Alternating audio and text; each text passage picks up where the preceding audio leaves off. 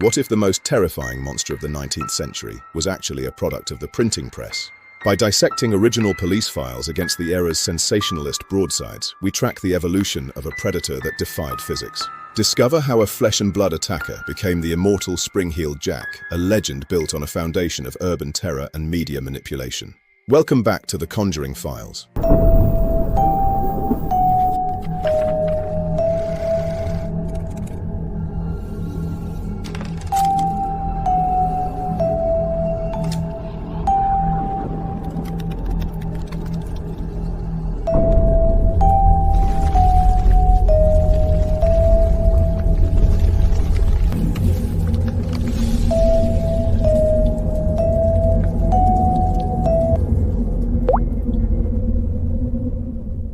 Today we are opening a file that has remained sealed in the fog of Victorian London for nearly 2 centuries. This is not just a story about a ghost, it is a story about fear itself.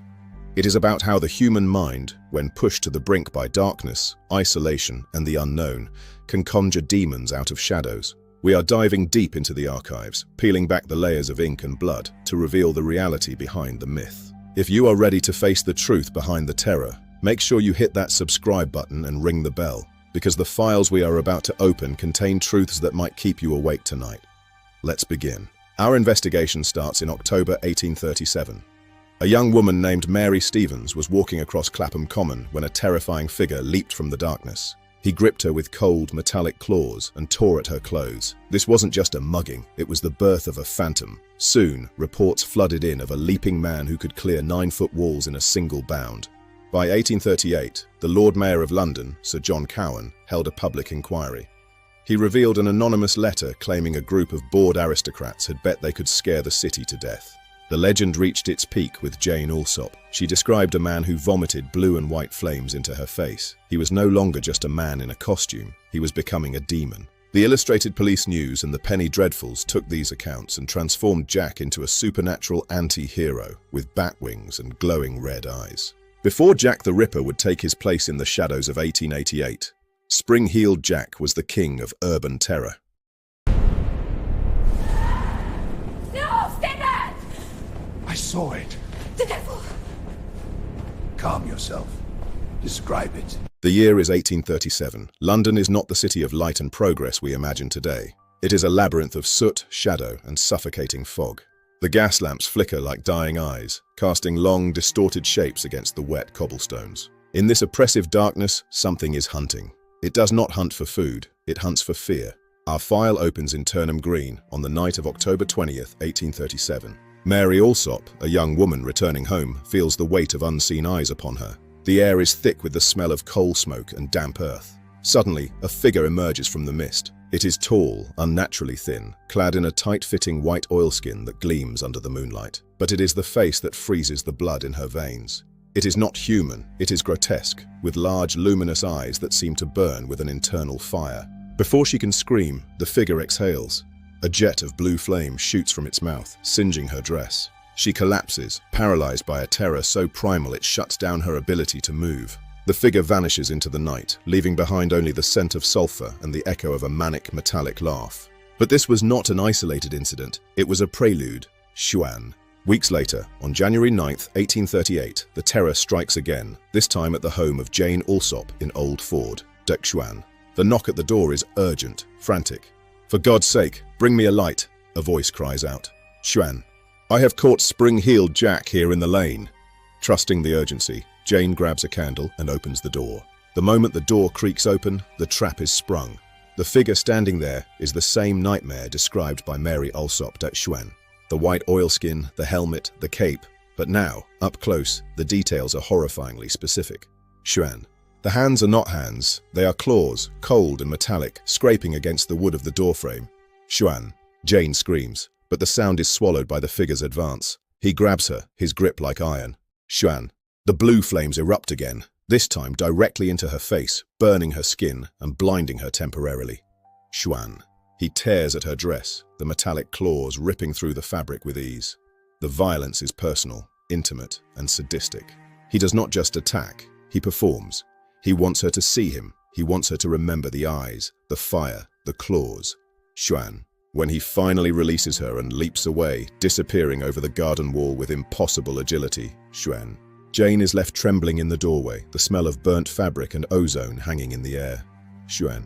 These accounts were not whispered in taverns. They were sworn statements. They were documented, and they bypassed logic. How could a man jump over a 9-foot wall? How could a man breathe fire? Xuan. The human mind, desperate for an explanation, rejected the idea of a mere criminal. A criminal could be caught. A criminal could be understood. But a demon was unstoppable. The reports spread like wildfire through the streets of London. Xuan. The Lord Mayor of London, Sir John Cowan, was forced to address the panic publicly. He read letters from terrified citizens, describing a being that could leap from rooftop to rooftop, a being that wore a cloak of darkness and breathed the fires of hell. Xuan. The atmosphere in London shifted. The fog was no longer just weather. It was a shroud hiding the monster. Xuan. Every shadow became a potential threat. Every creak of a floorboard was the approach of the clawed feet. Xuan. The visceral fear experienced by Mary and Jane Alsop was not just their own. It was contagious. It infected the entire city. Xuan. Parents locked their children inside. Women refused to walk alone. Xuan. The police were powerless because they were hunting a ghost. And as the panic grew, the line between reality and folklore began to blur. Xuan. The blue flame was no longer just a trick of chemistry. It was the breath of the devil. Xuan. The metallic claws were no longer just tools. They were the instruments of damnation. This was the birth of the legend. Xuan. This was the moment Spring-Heeled Jack ceased to be a man and became a monster. Xuan. The stage was set for a hysteria that would consume Victorian London, and the first act had ended in fire and blood. Stay with us, because the truth gets darker. The next file reveals who might have been behind the mask. Xuan.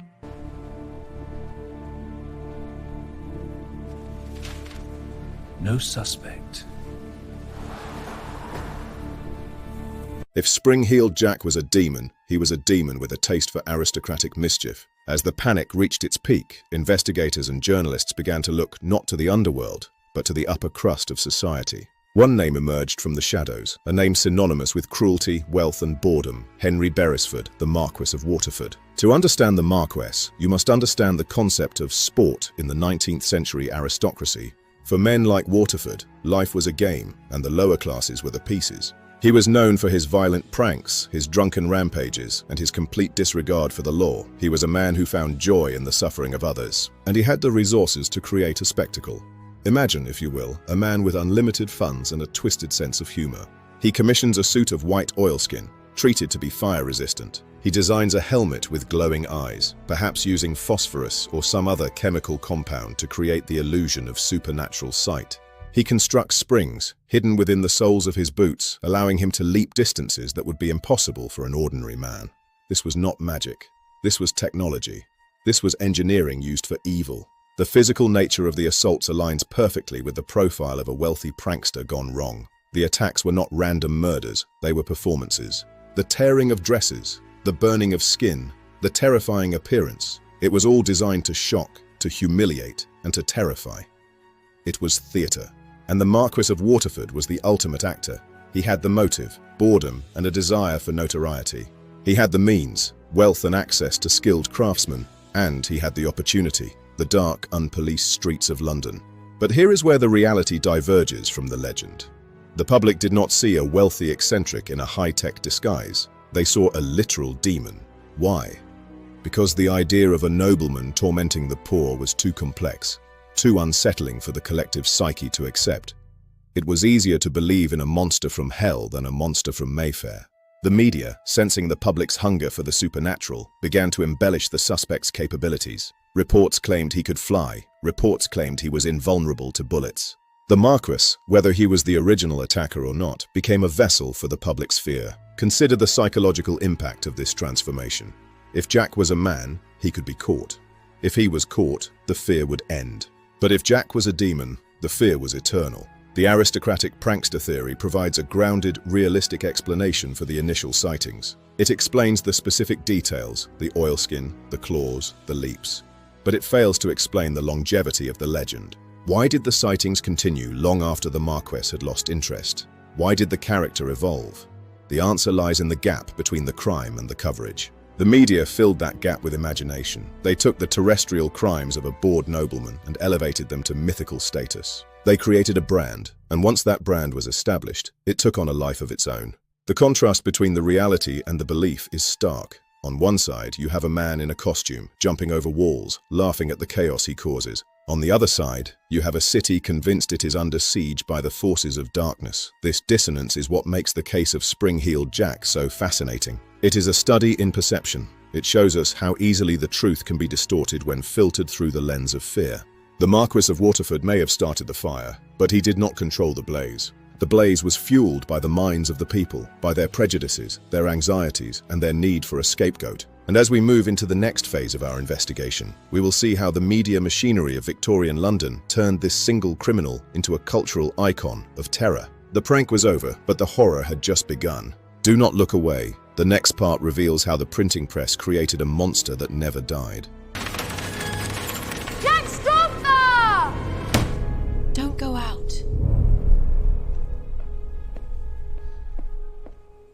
In the 19th century, information travelled at the speed of paper, and in London, the paper of choice was the Penny Dreadful. These were cheap, sensationalist publications aimed at the working class, filled with gore, crime, and the supernatural. They were the tabloids of their day, but with far less regard for the truth. When Spring-Heeled Jack appeared, the Penny Dreadfuls saw an opportunity. They did not just report the news, they manufactured a monster. Analyze the role of these publications, and you will see a deliberate strategy of exaggeration. The initial reports mentioned leaps and fire. The Penny Dreadfuls added wings. They added the ability to speak in tongues. They added a backstory involving a pact with the devil. Each issue sold more copies than the last, feeding the public's insatiable appetite for terror. The lack of a centralized police force meant that rumors could outpace facts. There was no official source to debunk the claims. There was no fact-checking department. There was only the word of mouth, amplified by the printing press. This created a feedback loop of fear. The more terrified people were, the more they bought the papers. The more the papers exaggerated, the more terrified people became. This was the evolution of the Spring-Heeled Jack brand. He moved from being a singular criminal to a cultural boogeyman. He was no longer just a threat to young women in East London. He was a threat to everyone, everywhere. Parents used his name to enforce social curfews. Behave or Spring-Heeled Jack will get you. He became a tool of social control, a way to keep the masses in line. The image of Jack changed too. He became taller, more demonic, more powerful. The illustrations in the Penny Dreadfuls depicted him with bat-like wings, horns, and a tail. He was no longer human. He was the embodiment of urban anxiety. Explore how this manufacturing process worked, and you will see the parallels to modern media. The sensationalism, the exaggeration, the creation of a narrative that sells rather than informs, it is all there. The Victorian public was not passive. They were active participants in the creation of the myth. They wanted to believe in the monster. It gave their fears a shape. It gave their anxieties a face.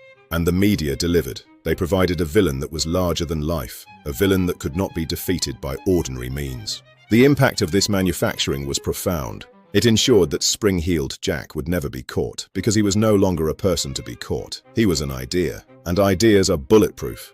The police could search for a man in a white oilskin suit, but they could not arrest a legend. The more they failed, the more the legend grew.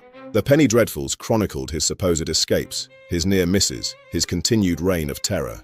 They kept him alive in the public consciousness long after the real attacks had ceased. This was the power of the printed word. It could create reality. It could turn a prank into a plague. And as we will see in the next section, this manufactured monster had real-world consequences. It triggered a psychological phenomenon that would sweep across the nation, proving that the most dangerous weapon is not a claw or a flame, but the human mind itself. The monster was made. Now, let's see how it spread. Urban Darwinism!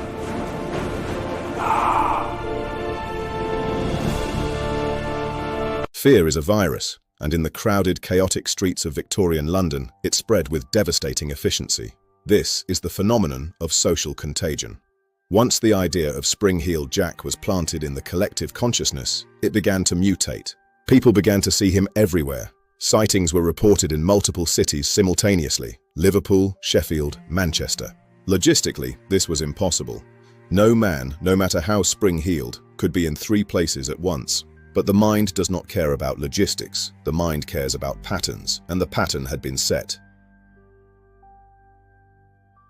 Connect this terror to the rapid, disorienting urbanization of London. The city was changing. It was growing faster than anyone could comprehend. Old neighborhoods were being demolished. New industries were rising. The social fabric was tearing. People felt lost, anonymous, vulnerable. In this environment, the predator represented the hidden dangers of the modernizing city. The fog hid more than just Jack. It hid poverty, crime, disease, and decay. Jack was the personification of these hidden dangers. He was the fear of the unknown, given form. Discuss how the collective trauma of the working class manifested as a supernatural entity. The working class had no power. They had no voice. They were at the mercy of the industrial machine. They were at the mercy of the aristocracy and the elements. Spring-heeled Jack was a figure who could bypass the locked doors of the industrial age. He could enter any home, strike any victim, and vanish without a trace. He was the ultimate intruder. And in a way, he was also a symbol of resistance. He mocked authority. He evaded the police. He terrified the rich and the poor alike. He was a chaotic force in a rigid society. This is urban Darwinism. In the harsh environment of the city, only the most adaptable survive. And fear is an adaptation. It keeps you alert. It keeps you safe. But when fear becomes unchecked, it becomes pathological. It leads to mass hysteria. People attacked innocent strangers, mistaking them for Jack. Mobs formed, hunting for the phantom. The city descended into chaos. The psychological impact was lasting. Trust eroded. Community bonds weakened. Everyone was a potential victim, and everyone was a potential suspect.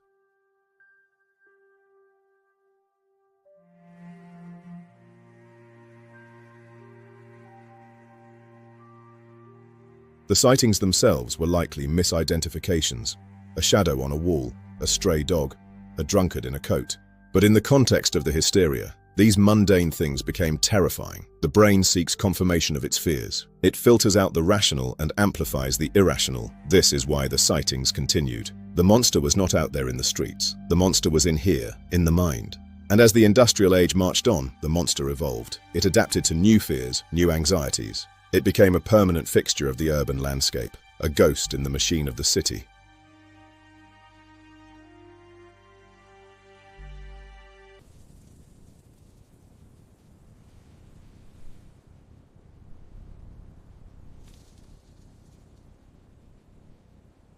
Trace the final recorded sightings, and you will find a gradual fade. The intense panic of the 1830s and 40s gave way to occasional reports, then to folklore, and finally to pop culture. Spring-heeled Jack did not die. He transitioned. He moved from the police blotter to the storybook. He became a character in plays, in novels, in comics. He was no longer a threat. He was entertainment, but the psychological scar he left on London's identity remained. He paved the way for the later, more grounded terror of Jack the Ripper. When the Ripper arrived in 1888, the city was already primed for fear. The infrastructure of terror was already in place. The media knew how to sell a monster. The public knew how to buy one. Evaluate the lasting impact. Spring-heeled Jack taught London how to be afraid. He showed that fear could be manufactured, manipulated, and monetized. He was the prototype for the modern urban legend. Look at today's internet creepypastas. Look at the viral hoaxes, the conspiracy theories, the digital ghosts. They are the direct descendants of the Victorian fire-breathing phantom. The medium has changed, from penny dreadfuls to TikTok, but the mechanism is the same. We still crave the thrill of the unknown. We still project our anxieties onto shadowy figures. We still manufacture monsters to make sense of a chaotic world. Conclude with this thought. The truth behind Spring-heeled Jack is not just about a man in a suit. It is about us. It is about our capacity for fear. The files are closed, but the legend remains, because as long as there are shadows, there will be something hiding in them. Thank you for joining me. Please like, share, and subscribe to the Conjuring Files. Hit the bell icon so you never miss a file. Remember, the world is stranger than you think. The truth is in the files. Stay curious, stay skeptical, and keep watching.